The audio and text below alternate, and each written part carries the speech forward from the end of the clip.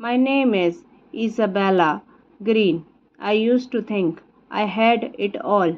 I lived in a luxury apartment in New York City, 30 floors above the street, glass walls, white marble floors, a view of skyline that make visitor gasp. My closet was full of silk dresses and high heels.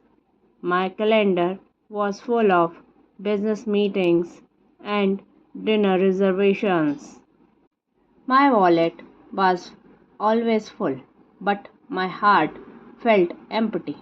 Every morning I drank coffee while watching yellow taxi crawl through the streets below. And every morning I thought, why do I feel so tired even before the day begins? I was a businesswoman. I built a successful fashion company from the ground up. Then, one cold January morning, something inside me snapped. I looked at my reflection in the floor to ceiling window and whispered to myself, Isabella, who are you without all this? That afternoon, I made a decision. People would call crazy. I sold my car. I closed my penthouse apartment. I packed one suitcase and without telling anyone except my assistant, I booked a one-way train ticket heading west. The train ride took 2 days. At first, I stared out the window at tall buildings and grey skies. Then, slowly, the scenery changed. The glass towers turned into rolling hills. The traffic sounds faded into the soft rustle of trees.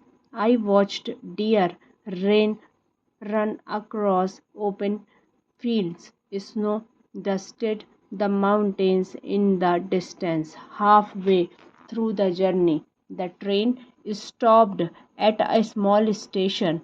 The sign read Silver Creek. I stepped out to stretch my legs. The air was cold, but it smelled clean. There was a bakery across the street, and the warm smell of bread made my stomach growl.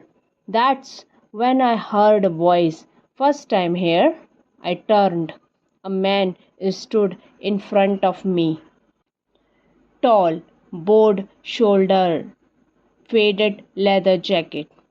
His hair was dark and a little messy, like he had just come in from the wind, and in his hand a paper bag from the bakery. Yes, I said, just passing through. He gave a small smile. Shame, Silver Creek could use someone new. We talked, not for 5, not for 10, but for almost an hour. His name was Ethan. He owned an outdoor adventure shop selling camping gear, fishing rod, and hiking boot. The kind of shop I have never stepped into in my life. When the train whistle blew, I felt a strange pull in my chest. I did not want to get back on. The next morning, in a state of continue my trip, I walked into Ethan's shop. He looked up, surprised. Back again? Do you need help here? I asked. He raised an eyebrow. In an outdoor store? You do not seem like the type. Maybe not, I said, but I learned fast, and so I stay. Life in the Silver Creek was nothing like a New York. I woke up to the sound of words in a state of car horns. I wore jeans and hike boot in a state of pencil skirt and style toes. Ethan taught me how to light a campfire, how to paddle a kayak, how to read a trailed map. One afternoon, we hiked up Raval Hills. The view from the top was breathtaking, miles of green forest, silver river, mountains in the distance. But on our way down, the sky darkened, rain began to pour, the train turned muddy and sleepy. I stepped on a wet rock and twisted my ankle. Ah, I cried. Ethan rushed over.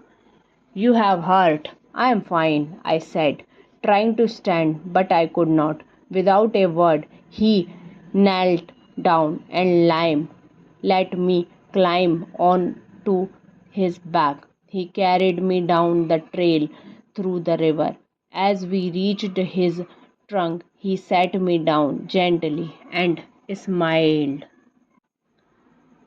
You are stubborn, Isabella, but I like that about you. 6 months later, I felt happier than I had in years, but then my past came knocking. A man in a suit walked into the shop one afternoon. It was Richard, my old business partner. Isabella, he said, we need you back. The company's losing direction. You belongs to New York, not here. That night I sat by the lake with Ethan. The water was still, the moon shining above it. Maybe Richard right, I said quietly. Maybe I am wasting my time here. Ethan did not answer right away. Then he said softly, it is not about where you belong, Isabella. It's about you want to be. The next morning, I went to the train station. I bought the ticket, not to New York, but back to Silver Lake. When I stepped off the train, Ethan was there, leaning against his truck. Changed your mind? He asked. I smiled. No, I found my mind. It's here with you. A year later, Ethan and I opened a small bed and breakfast for travelers. He took guests on fishing trip and hiking tour. I filled the room with my photographs of mountain and rivers. I still wore the dress sometimes, but now they were dusty from the trail, not for champagne splitting. I traded my lavish life for one that was simple and full of love. I left my glass apartment but found something richer. I found myself.